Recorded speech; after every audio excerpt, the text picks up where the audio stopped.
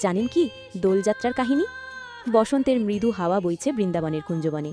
কোকিলের কুজন আর পলাশ শিমুলের রানা আভায় চারদিক যেন সেজে উঠেছে। আজ দোলযাত্রা, ভক্তদের হৃদয়ে আনন্দের জোয়ার।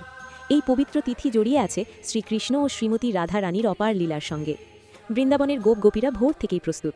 রঙিন আবির, ফুলের পাপড়ি, সুগন্ধি চন্দন সব কিছু সাজানো হয়েছে। নন্দভবনে আজ বিশেষ উৎসব। মা যশোদা স্নেহভরে কৃষ্ণকে সাজিয়ে দিচ্ছেন, আর মনে মনে ভাবছেন আজ আবার কি দুষ্টুমি করবে আমার কানাই। অন্যদিকে বারসানার পথে রাধারানী ও সখীদের সঙ্গে প্রস্তুত। ললিতা বিশাখারা আবির হাতে অপেক্ষা করছে। হঠাৎ বংশীর সুর ভেসে এলো। মধুর আকুল করা সেই সুরে চারদিক স্তব্ধ। কৃষ্ণ সখাদের নিয়ে এসে দাঁড়ালেন রাধার সামনে। হালকা হাসি দিয়ে কৃষ্ণ প্রথমে রাধার গালে লাল আবির মেখে দিলেন। রাধাও রাগ ভরা মিষ্টি চোখে কৃষ্ণকে রাঙিয়ে দিলেন। মুহূর্তে চারদিক রঙের খেলায় ভরে উঠল। গোপীরা গান গাইতে লাগল। রং খেলেন নন্দলাল, রাধা শনেব্রজের গোপাল। আকাশে উড়তে লাগলো আবির, বাতাসে ছড়িয়ে পড়ল প্রেমের সুবাস। সেই রং কেবল বাহ্যিক ছিল না, তা ছিল ভক্তি, ভালোবাসা আর আত্মসমর্পণের প্রতীক।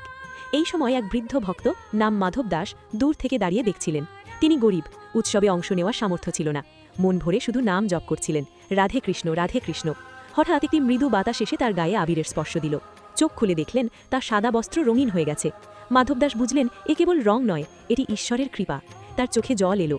তিনি অনুভব করলেন সত্যিকারের দোলযাত্রা বাহ্যিক রঙে নয়, হৃদয়ের রঙে। যে হৃদয় ভক্তিতে রাঙা, সেই হৃদয় কৃষ্ণের বাস।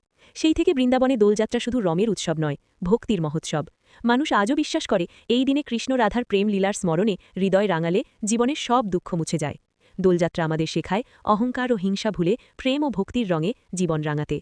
সত্যিকারের রং বাহিরে নয়, অন্তরে।